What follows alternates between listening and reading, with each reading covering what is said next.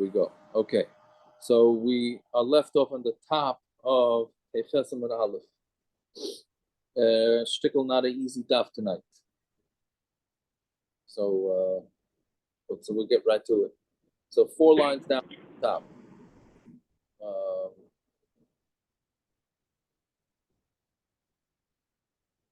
So the Mishnah said, so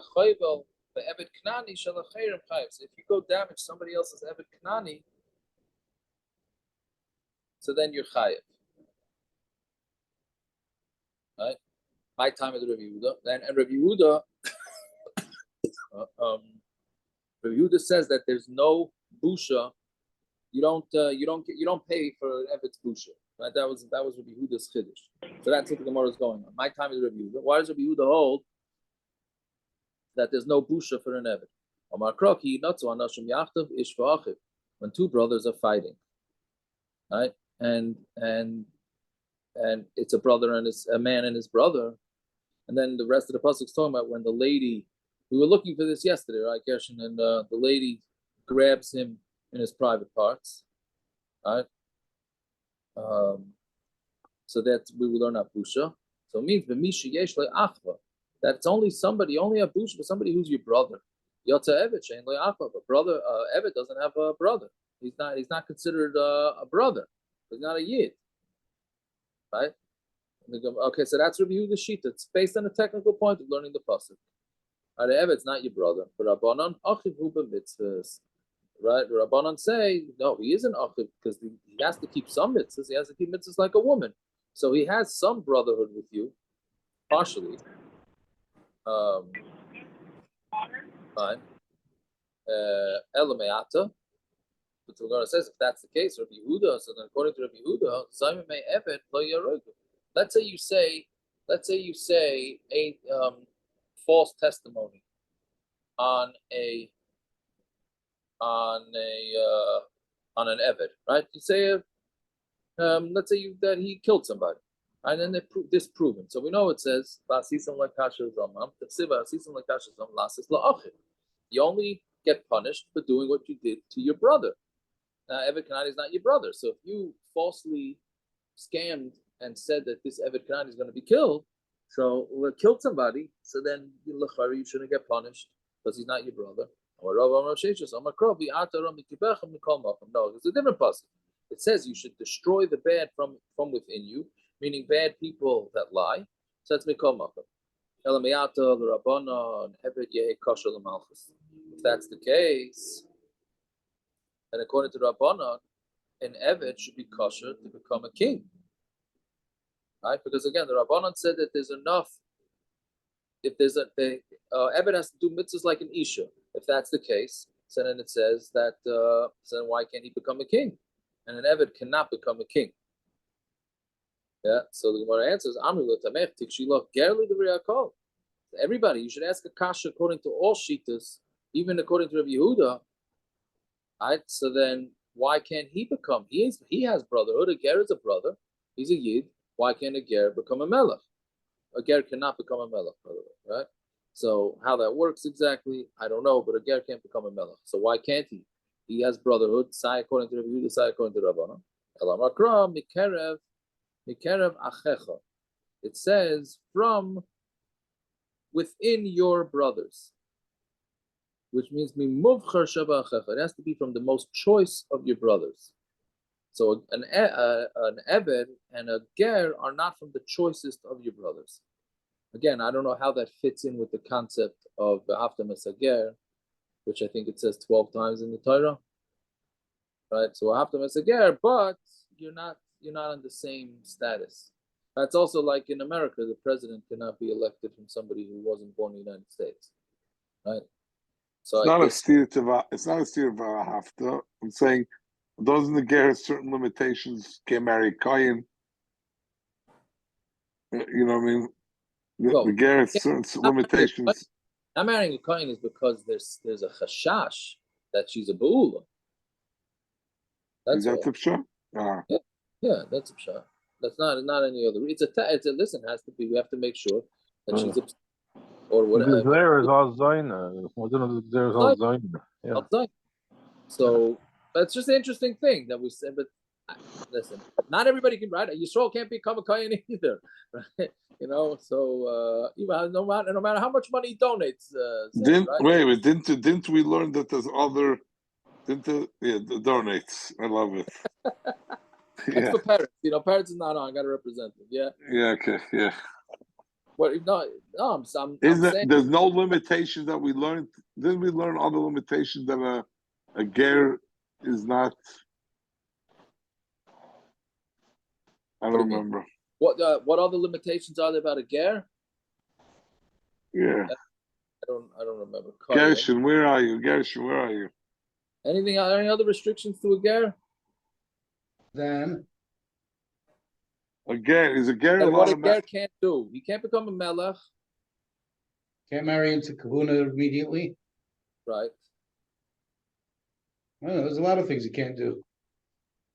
What are restrictions in marrying? Is there any restrictions in marrying? He's allowed to marry a mamzer, a mamzeris, and a gior is allowed to marry a mamzer.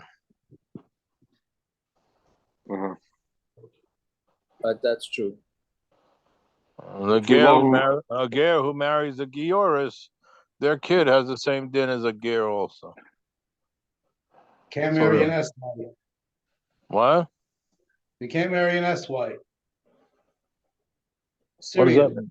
Well, Syrians don't accept it. Finished. Right. They Okay. Anyway, so bottom line is that you need to have even though a ger is your brother, but he's not from the choicest of your brothers. So that's why a ger and an eved can't become a kohen. So an eved should be kosher le'edus. The sivihine 8 sheker on a be'ochiv. Right? It says there's an 8 sheker aid, and he said false testimony by his brother. Right? So if that's the case, so if the Rabbanan are saying that he's called our brother. So since he's called the brother, right? Since he's called the brother, so then it's not he should be allowed to say edus. Marula edus lematzasam. You can't say an eved is an edus. Asya edus bekavachaymer, because we learn out edus is a kavachaymer from Isha. Ma Isha shehiruya lavi bekala. Woman is obviously right to marry into the kehila. Psula edus, she's pasal edus. Eved. She'ena roy lavi bekal. Eved who's not right to come into the kehila, and it didn't pasal edus. Doesn't have a kavachaymer that's pasal edus. Whereas Mala Isha shekin ena ruya lamila. And Isha is not roy lamila. Tamar be'eved shu roy lamila. A woman, an eved is not roy to mila at all. I'm sorry, shehu roy. A woman is not roy to mila, but an eved is roy lamila. So maybe you can't bring a proof from that. So we say katan yechiyah. You can prove from katan sheyeshna b'mila. Katan is obviously b'mila. Who pasaledas is still pasaledas. The more ask mala katan she'ena b'mitzvahs, but a katan is not a mitzvah. Tamar be'eved shu b'mitzvahs. So Isha Techiyah, then so we'll go to the woman. Sheyeshna b'mitzvahs, she is in mitzvahs, upsula leidus, she's pasal leidus. V'chazar adin, lo rizeh kerizeh, v'lo rizeh kerizeh. The tzad hashava shebehen, shekein einon b'chol mitzvahs. The tzad hashava is that they're not in all mitzvahs, right? Between the eved and the Isha and the katan, they're not in all mitzvahs, upsula leid, and they're all pasal leidus. Afni evi as a eved, She'ena b'chol mitzvahs, and if it's not in all mitzvahs, apostle lahayid, and therefore he is apostle to edus. Okay, so it's from a tzad hashava, from the common denominator. So then we're asked, "Mal tzad hashava shebehem shekein einoi ish." What about the tzad hashava that is not an ish? Tamer be'eved shehu ish. What about an eved who is an ish? Right, he has a din ish. Ella teisim yigazul. Amadoim lechamer is an ish. What? Am hadoim lechamer is an ish. Yeah, so I know, but you could say ask better. What? Right, you're asking on a guy. No, a guy. No, an eved. So we had a previous Gemara that whether we call goyim ish, right? Yeah, but that's an eved is amadoim lechamer. Why? But now already he's a shtickle yid. Isn't that what amadoim lechamer is? It was the avodim. Avodim, I thought it was Stam referring to regular goyim. Regular guy would say zir masusim zir masa. But that's true. Yeah. I hear. I don't know. But anyway, so we're saying that so he's an ish. We say no, so learn out from Goslin. Right? That you can't, that a Goslin is Pasiladis. So when we ask Ma'ala Goslin, you can't Maisiv Gormaloi. Why did a Goslin become Pasiladis? Because he misbehaved. But an Eved, his Maisim did not cause it in. Right? So Elatesi mi Goslin u'michad mehanov. Learned it out from Goslin and from one of these. Meaning, so it's sort of like a quasi tzarashava. So that's it. So that's how we're learning it out. Basically, we're going to learn out from Goslin, Isha, Katan, and that's it, right? Right. So we're going to learn out from Isha, Katan, and Goslin. Okay, fine. That's the first way. Now, Marbre de Rino Amar. Marbre de Rino has a different shot, which gets a little technical of why it is that an Eved is potter from Eidos. Not potter. He's not believed. So Amar Kral, Yumsu Avas Albanim. Fathers are not going to be put to death because of their sons. That's the way to touch it. So meaning really it's sort of like a play on words. So it's talking about that you're not going to get punished for misdeeds, right? I guess of your father, that would be the same. But I'm sorry, the other way around. The father's not going to get punished from the kids. So we're taking it as we're darshaning. What it means is that you cannot. They're puzzle edus. Fathers and sons are puzzled to say edus on each other. Lo yumsu al pi avos she'en lehem chayis banim. And meaning and then we're darshaning that you cannot kill somebody based on if he has no yichus. Chayis means from the word yichus of kids. Because if you think like what you said, lo yumsu avos al banim, be'edus banim. If you say that it actually means that it's from the edus of the sons, lichlev rachmana lo yumsu avos al b'neihem. Right, this is a Gershon Gemara. They say that the father shouldn't be put to be killed because of their sons. My banim, what are you just saying? Stam banim, sons. Right, shmami no, the lo yumsu al pi avos she'en lehem chayis banim. What it's telling you is that nobody should be put to death by somebody who has no yichus with his kids. And an Eved has no yichus. So Mamela, that's what we're dashing out. If somebody doesn't have yichus with his kids, so then he is going to be, he's postulatus. Elamayata, the Gemara asks, right? Sons shouldn't, it says also sons shouldn't, how do you dictate this? Sons, right, sons will not die because of their fathers. Does that mean that you cannot, meaning if you're going to say it one way, that it means that it means that a kid, somebody who doesn't have Jewish kids, right? So then, I'm sorry, who doesn't have a Jewish father is Pasal Eidah. So then you're going to have to say that somebody who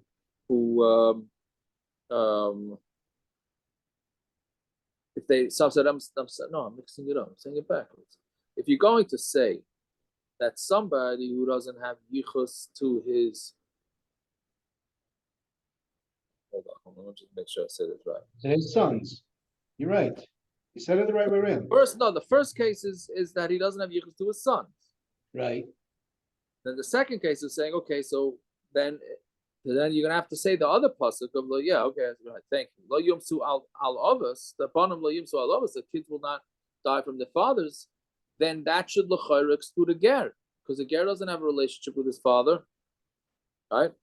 El ger hachanami the pasuk this. Ger would also be pasuk this. So Elio Ikovic just had a shaila from your father, right? Somebody in his father's shul was saying Kaddish, a ger was saying Kaddish for his father's a guy. His mother, whatever, his parents who's a guy. So he asked the guy did his gerus, and the guy said, yeah, sure, you should say Kaddish. Right? Which I don't know, I'm not so sure about that, but but the bottom line is it's not considered your father. Why? So, what's the issue with saying Kaddish? There's no issue. What's that? There's no issue. He can for sure say Kaddish. Yaakov, we had At the end of the day, when somebody doesn't have we had an parents, it's issue like this with Gabriel Sanders in the tent. Oh yeah, What? what'd you do? So my partner said that he could say, at least for the Shloshim, for the Kamma for himself. Yeah, I'm saying there's no grace. No, well, here, very good. There's no isser in saying the kaddish. The Shabbos doesn't mean. He asked for my point. Right. I hear the Shabbos doesn't mean anything. It means Yiskadol gets Kaddish. Right. I'm saying doesn't mean anything from the Shama. We know No, it. I think it was in the Kamma for himself. That was the shot. Yeah, so for himself, it makes him feel better. Okay, that's fine. Somebody today actually asked me, his cleaning lady's going in for surgery. He wants to know how he should daven, what the name is that he should use to daven for. So, okay, I don't know, whatever. Yeah. There is a din that they still have to be mechaber the parents only because it looks bad on Yiddishkeit. If the guy becomes a ger and he says, "Oh, you're not my parents, and I don't have to respect you," etc., etc.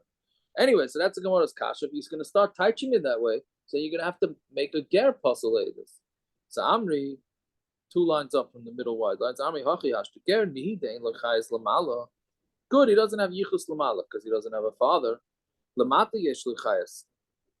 But the next generations, his kids are considered a regular yichus. Lachuke eved dein lechayis loylamala loylamata.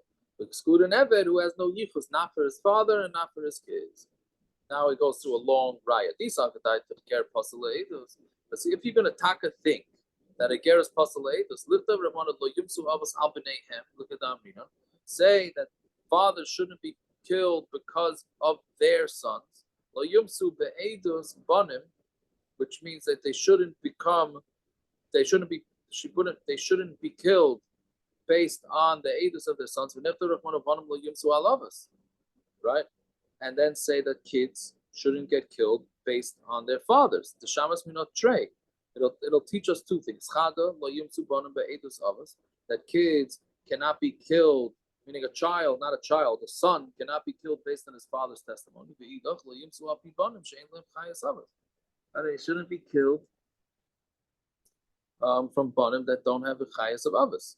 The Eved nafkale the kavachayim, and an Eved going to learn how to kavachayim beger from a ger. Umat ger to lamalo who dein lechayis. A ger who doesn't have yichus to his father. Avalamata yesh lechayis. So puzzle edus, but a puzzle edus. But I'm sorry, and he's puzzle edus. I read that. I botched that. I'm sorry. Now they kavachayim beger. Umat ger to lamalo who dein lechayis. Avalamata yesh lechayis, and he's puzzle edus, meaning he has no yichus above. But below he has yichus, he's pasaledus. Evet shein lechayis, loy lamala v'loy lamata. An evet that doesn't have yichus, not to his father, not to his son, ain't a dinchi pasaledus. Avada she pasaledus. Ella. So what are you going to say with the cause of Rachmana? But the Torah wrote lo yimsu avos al banim, and not b'neihem. The mashma lo yimsu al pi avos shein lechayis banim, which we said that it means that you shouldn't be put to death by fathers who don't have yichus of children, which is referring to avodim. No, it's only an Eved who doesn't have yichus not above and not below. Then he's pasaledus of a ger. Kivan diyesh lechayis lamata, but a ger, since he has yichus lamata, kosher le'edus. He's therefore is kosher le'edus. Okay, that's not an easy raya. Chitema, then we're asked. Chitema lichter of one who banim la'yum so always say him. Right? Why don't you say? For the children should not children, sons should not be killed based on their fathers. There, b'nei say hem there. Lamali the kasar rachmana ubanam layimsu al avos. Why does it say banam layimsu al avos? The mashma layimsu al pibanam she'en lem chayis avos. It's mashma that they shouldn't be killed based on children who don't have fathers. So the Gemara answers. And Hanami, but I did the cause of La Yumsu Avas Albanim, since the Torah wrote it. La Yumsu Avas Albanim, cause of Nami Ubanim La Yumsu Al Avas. That's why the Torah wrote it that way. But really, it could have been Avasei Hem. Right? So Memela, the Maskanas Gemara is that you can't use the pasuk to say that a ger is pasaledus. A ger is kosher ledus. Yeah, what do you say? Have you ever had this terminology about a pasuk before? ID to Kasach Rachmana. You have it about Mishnayos and Brisus and Amayron. Usually the Gemara says something like Dibra Torah Kalash B'nei Adam, or the Torah repeated a parsha for the Chiddush Shabbai. But ID to Kasach Rachmana. What are you saying? You're saying It's an interesting lashon. That's all. terminology. What? You're asking on the terminology that ID. I don't know what it means. It's like a strange thing. Usually we say there's no extra words in the Torah, right? There's no extra letters, there's no extra anything. Here, we're mamish saying it's extra. I hear. You mean I even going? I didn't know what you're saying. I means yeah. No, we've had this before. I mean, you're saying it's extra. Or it's just the By terminology. Mishnayos, we have this lashon. By Mishnayos, I did the Tana, Reisha. This Tana saying for Nami Fat. So we don't say that by a pasuk. You're saying By a pasuk, you don't have this lashon. it could be I confused that. I just thought, oh yeah, okay, we do that a lot. But you're right. We You have different Torah Kalash B'nei Adam, that kind of thing. You have. right.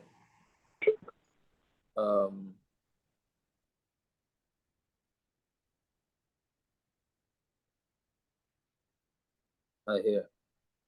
I don't know what we do with that.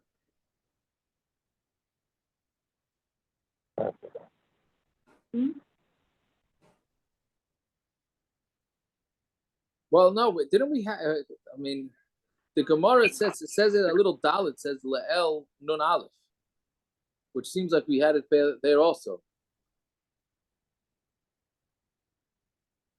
Ki yichri ish bar v'loy shar bar, v'rabbanan trei ish bar ksivi. Right? V'rav, because of high. Talking about two people digging a bar. Recording in progress.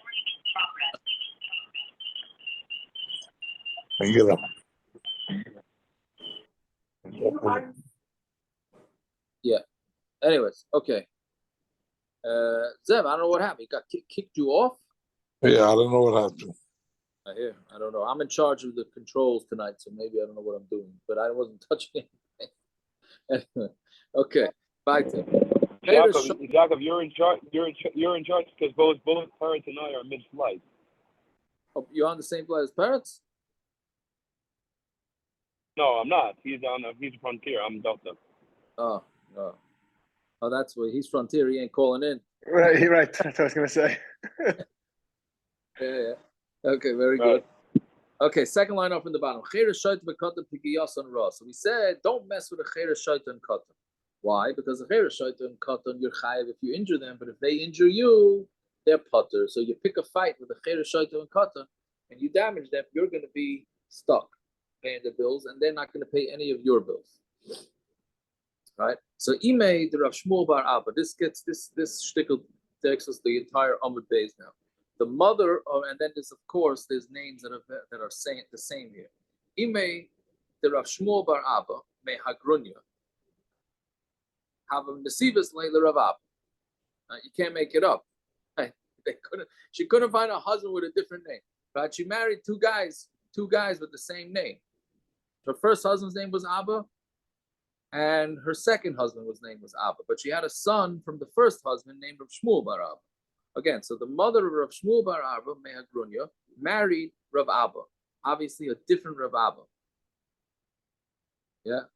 So, Kesaftinu, now she didn't want, as happens in many second marriages, she didn't want her husband to yarshin all her money. She wanted her son to do it.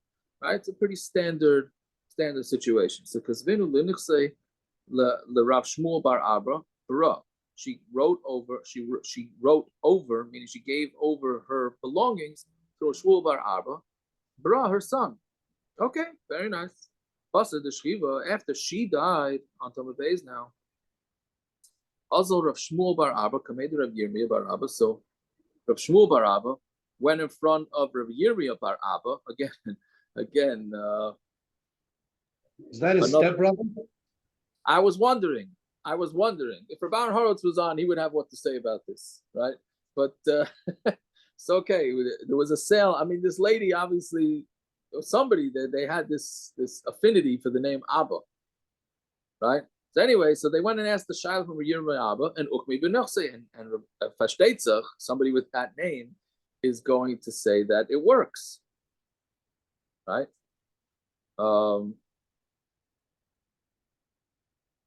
Right, because he yashined it, yeah.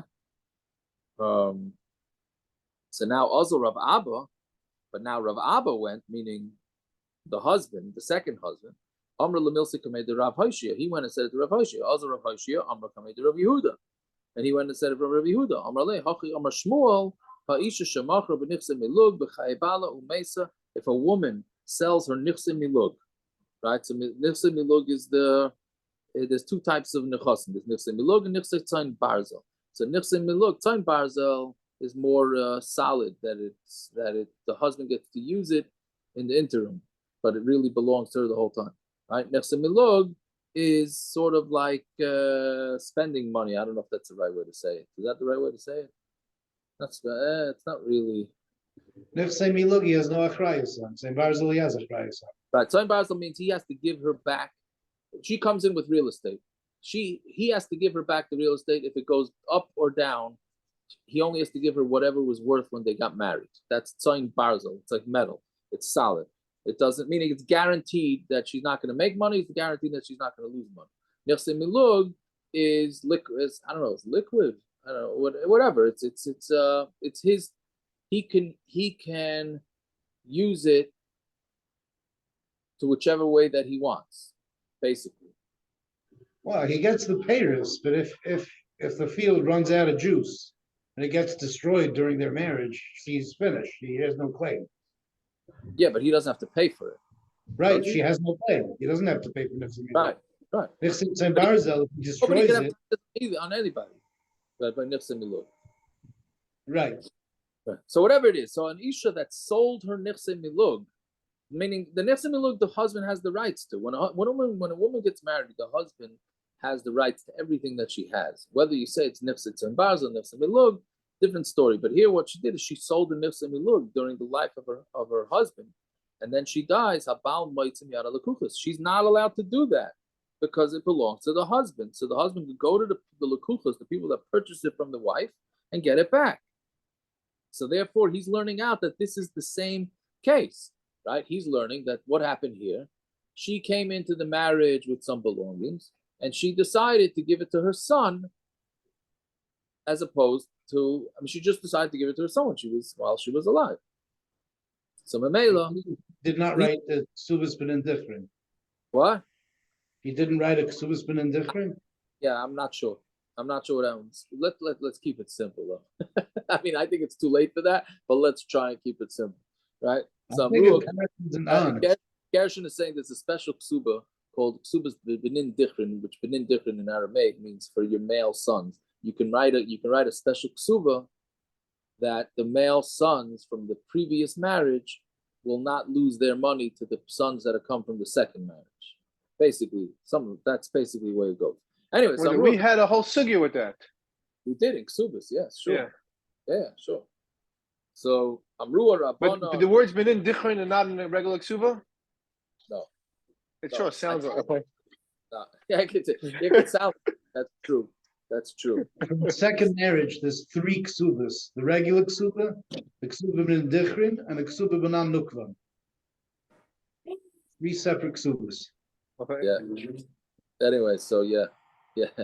So Amrua Kamei the Rav Yirmiyah Rabba, and they said it in front of Rav Yirmiyah Rabba. Amalahu, Anam Masnisi Yadayna. Right? I have a brisa, which is really a mishnah. Normally a masnisa is for Gershon. A masnisin is a mishnah. Masnisa is a brisa. Here, it's not the rule. Here, it's masnisa means a mishnah. Okay, the Tanan, meaning I have support for that. The Tanan, let's say a guy says he's giving all his belongings to his son, but only after he dies. Right. So now his properties are in no man's land because it doesn't go to the son until his father dies. Right. So basically, what it is, the karka is essentially looked at like it's the son's now, but the father since he's alive, gets to eat all the peiros from that land. Again, he gives over the land to his son, but only after his death. So the son is going to be considered, because everybody dies at some point. So it's going to be considered like his son's, the land, but the father gets the peiros. But the son can't sell it, because the bottom line is it's in his father's property, because his father's still alive. And a father can't sell it because it's sold to his son. So they're not allowed to sell it. Let's say they did. If the father sold it, they're only sold until he dies. Once he dies, it's game over. Right? It has to go back to the son.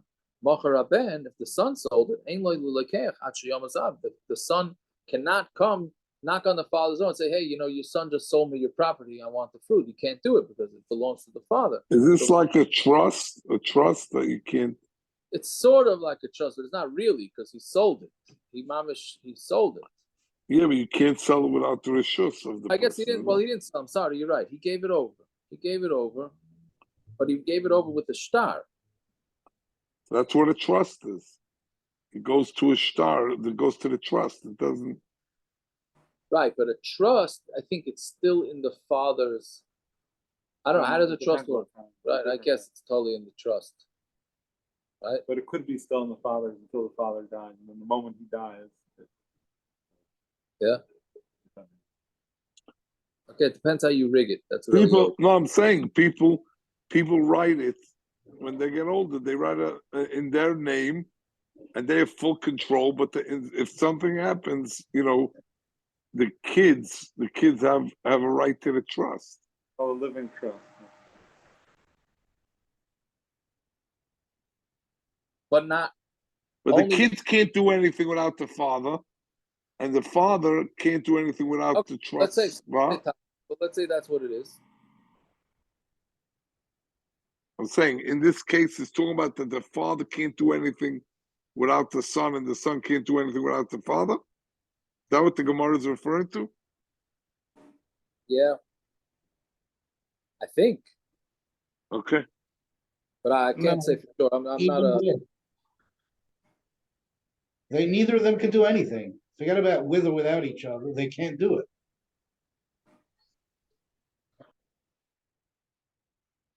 What do you mean? They can't do anything. Their hands are tied. Both. Yeah. Both. Yeah.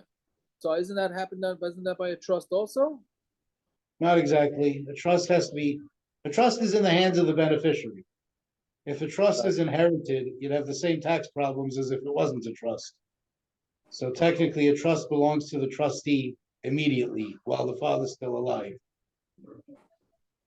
They can write that they have control over it until then, but it belongs to the trustee. Yeah. Trust the bad. I don't know. There's too many variables.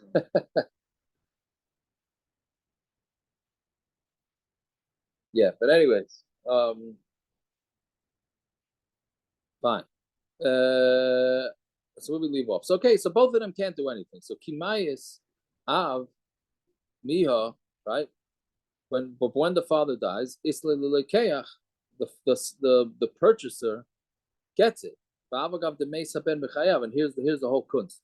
And the purchaser gets it even if the son died before the father. Which means the son never actually took control of it. Again, then what happened was the father wrote it over to the son. Right? Now the son went and sold it to somebody. So we're saying the son does not get it till the father dies. Now the son died, which means he never actually took possession of this because his father was still alive.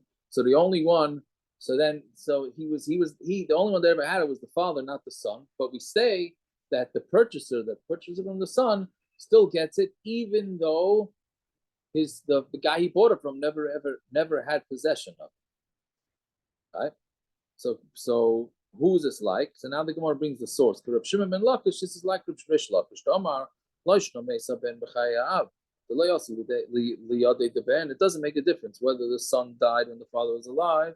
That it never made its way into the hands of the son. Loishno Mesa ben. It doesn't make a difference if the father died when the son was alive. The Asli Yadei the Ben. that it didn't come, that it came into the hands of the ben, kana lekeach. So meaning Rish Lakish doesn't care when the son died, when the father died. Bottom line is when the father dies, it goes into the reshus of the purchaser. The itmar, because we learn machar ben b'chayav, if the son sold it while his father was alive, umeis haben b'chayav, and the son dies b'chayav. Rabbi Yochanan Amar loy kana lekeach. He says you're not, the keach is not kained. Rish Lakish Amar kana lekeach, and Rish Lakish says that the lekeach is kained. That's shitas Rish Lakish. Yochanan Amar loy kana lekeach. The lekeach is not kained. Amar loch. He's going to say kikatani must be some machar ben loy kana lekeach, when he says that when the son sold it, the lekeach is not kained until the father dies. If he ma'is ha'av, when the father died, is the lekeach, then it goes to the lekeach. The loy mes haben b'chayav. That's when the son didn't die in the father's lifetime. The asli de haben, because the son took hold of it after his father died, and he flipped it. But if the son died first before the father, the loy asli de ben, it never made its way into the hands of the son. So then when the father dies, the lekeach is not going to get it. Alma kasavar kinyan peres kinyan aguftami. So you see that he holds that owning the peres is like owning the actual property. And what he sold it, he did not sell his own thing. Meaning what we're saying is that whoever has control of the peres, which is the father in this case, so then whoever controls the peres controls the property. And this guy, so that means the son who went and sold the property didn't have a right to do it because he didn't control the peres. That's Shitas of Yochanan. Rav Shimon Lakish, now we're going back and explaining something that we already said. Right? Rav Shimon Lakish, kana lekeach. The lekeach is kind of kikatani mastisin machar ben. If the son sells it, ein lekeach achi yom sa'av. The lekeach doesn't get anything until the father dies. When the father does die, it goes to the lekeach. Loishna doesn't make a difference. It doesn't make a difference if the son didn't die before the father. And it doesn't make a difference if the son died and the father in the lifetime of the father. Which means that it never made it. If the son predeceased the father, then the son never took possession. So kana lekeach, the lekeach is kind of alma. So you see, Rish Lakish holds kasavar kinyan peres lavka kinyan aguf. The kinyan of peres is not like kinyan aguf tummy, right? The chi kazavin bidei kazavin. So memela, you see that the father who had the rights to the fruit is not considered a controlling factor because it's the one who owns the property, which we're saying since the father gave it over to the son, so he owns the property. Bottom line is we have machlekes Rish Lakish and Rav Yochanan that if a son predeceases the father, which means he never actually took possession of the item that was given to him as in the trust. There's a question if he sells it, whether that's considered sellable or not, because he never actually took possession.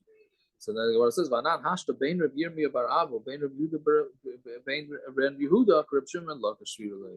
Both of them hold like Rish Lakish, right?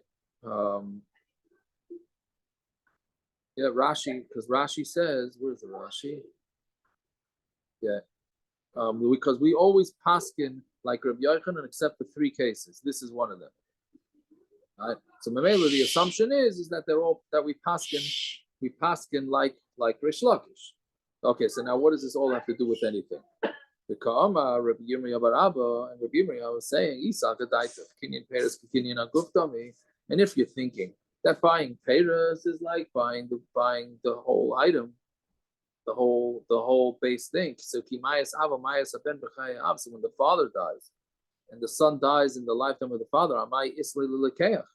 Then why is it going to Lekeach? Because of in high, right? When this guy sells it, Lav Didekazam, he wasn't selling it. No, Kinyan Peres Lav Kinyan Aguftam.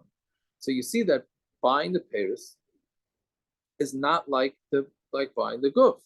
So Mamela, according to this whole thing, Rav Abba, because Rav Abba, even though he was the husband, even though he had rights to the Paris, but that does not make him the owner. So Mamela, she's still the owner, and therefore she's allowed to give it over to her son. Right? So that's his proof that the son is allowed to keep it. So Adru Lakamedu Rabbi Yehuda. So they went back to Rabbi Yehuda and told him this. He says you can't compare this case to our Mishnah. My time, or what's the reason? It's good if we learn the opposite, which was meaning we've been saying the cases where the father writes it over to the son. Now he says if you wrote the case where the son writes it over to the father, and he says that it's yours before he, meaning he says it's before he dies, equal and mifsha, the Kinyan Paris lav Kinyan Gufna. Then you can say pshat that Kinyan Paris is not Kinyan Guf. But now that you say that you write over your belongings to your son, the reason is, maybe the reason why he's able to sell it, the son, is because the son normally yarshins the father. So therefore, it's sort of like he has a yad in it, even though he did not yet take the possession of it. So, okay, so now Abaye says, well, who says? Does a son yarshin a father, but a father doesn't yarshin a son? Right? We know that a father can yarshin a son too. Right? Ella, see, what's he doing? So this son, in that case, would be what he's trying to do is he's trying to keep his belongings. He doesn't like his kids. So he's trying to keep his belongings away from his kids. So therefore, he gave it over to his father. So here, the father is trying to keep the belongings away from the brothers. He favors one kid, and he's trying to give it to that one kid. Right? So therefore, we're saying that Kinyan Paris is not necessarily Kinyan Aguf. Okay, Elamai in the Doimel Mishnah Seder. So when Shmuel said it's not Doimel Mishnah Seder, it's Takanas Usha. It's because of Takanas Usha. Damar Rav Yosef Bar Chanina Usha Eskinu Ha'isha Shemacha V'Nichsa Milug V'Chaye Bala. If in Usha they made a takana that if a woman sells the Nechsa Milug, right? Again, that's the belongings that she brings into the marriage that the husband's allowed to use. If she sells it during the lifetime of her husband and then she dies, the husband can go take it from whoever bought it from his wife. And that's a takana. Right? And Mamela, since that's a takana, so therefore Rav Abba can stop his wife from giving over the Nechsa Milug to her son, who was Rav Shmuel Bar Abba. Fine. So Rav Idi Bar Abba, Afanana Mitnina. We also learned something that even on Obish Plain, Shigirash es Ishtoi, Benasan Ksuba. So we said Eidos that a man divorced his wife and he gave her the Ksuba. So they're doing two things here. They're saying that they were married, then they got divorced, and he already gave her the Ksuba. Antamid Aleph. The Harehi Tachtav Umishamashta. And what it really is that she's living with him and she's actually working for him. So now, what did they do here? So, meaning then they lied. They need to, one second. Right, yeah, so that's meaning they said that they got divorced and the husband already paid the ksuba. Then they were disproven, right? Because we see that she's still living with him. So we're into Zayman, and they're Zayman. So now how do they pay for this? What do they do here? They said she's divorced, so they're basically taking away her ksuba from her because they lied and they said she's divorced and she already got her ksuba. So so we don't say, okay, so now there's 200 zuz. They made her lose a ksuba of 200 zuz, so pay her 200 zuz, right? But you can't say that because how do we know she's ever going to get her ksuba? Maybe if she dies before her husband, she's not getting a ksuba, right? We don't know for sure if they caused her to lose her ksuba, because if she dies first, she's not losing the ksuba, right? This is on the Daf Gimel in Makkos. Ela toivas hanas ksubasa. What they made her lose is the toivas hana, right? Which toivas hana, what does that mean? Eza toivas hana ksubasa. What does it mean? Meaning, basically, you want to know how much can she sell her ksuba to a guy. She needs money, so she says, "Hey," she goes over to a guy in the street and says, "Hey, I got this ksuba here. If my husband dies first or my husband divorces me, I'm getting 200 zuz. But if I die first, I'm getting nothing. How much would you pay to buy those rights off of me?" So whatever those rights are, whatever the going rate for those rights would be, is basically that's the loss that they caused her. So I can't imagine too many people are going to buy this for too much money. So they did not cost her 200 zuz. They cost her whatever price she could fetch for somebody taking on the risk of this ksuba. Because whoever pays, it's like people that buy debt, right? People buy debt and they hope they can collect more than they bought the debt for. And if not, then they lost out. So that's basically, she had that option until these Adim, these false witnesses came and said that she is divorced and she already got a ksuba. She had the right to sell her ksuba for whatever amount of money to somebody. And now these guys took it away from her. So that's what they owe her. So anyway, so Aimdim, Kamma Adam writes a litim b'ksuba shalzeh. We try and figure out how much would a person pay for this ksuba. Shem nis'amala niskarsha, that if she becomes a widow or she gets divorced, they would get the 200 zuz. Vim mesa yirshana bala. But if she dies first, then her husband would yashin her and she gets nothing. Fine. These are the daita unless the takanas usha. And if you say that there's no takana of usha, my yirshana bala, why is her husband inheriting her? Husband ksubasa lagamri. She could sell her ksuba totally, right? Meaning she could totally sell her ksuba.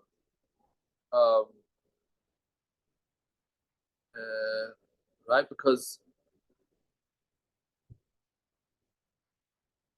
the ksuba is not, it's really totally on how you look at the ksuba, right? But basically, she would be able to sell her tzayin barzel, right? And even if she dies first. So basically, we're trying to prove that there's no such thing as, that you have to come on to takanas usha, and therefore she would not be allowed to sell the ksuba straight out. The only thing she would be able to get from this is tavasano. So Rabaya, if you say it by nichse milug, meaning if Usha said it by nichse milug, right? But Yomi b'nichse tzayim barzel, they're going to say the same thing by nichse tzayim barzel, which is basically it's her property, and the husband just gets to use it, but she's guaranteed to get it back in the proper thing. We're going to say no. You can't necessarily say that the two of them are equal. Okay, that was not an easy daf. That was not an easy daf. Okay. Yaakov, the only knetch between here and Marcus, the Gemara is like right out of Rashi for Marcus, but by Marcus in the Mishnah there is the Adam Zomim, he said that he didn't pay the ksuva. They didn't pay the ksuva. They were trying to take the ksuva out. Over here, it's they did pay the ksuva. It's just the opposite. Well, okay, I hear. Yeah. Let's say it till I have to stop recording.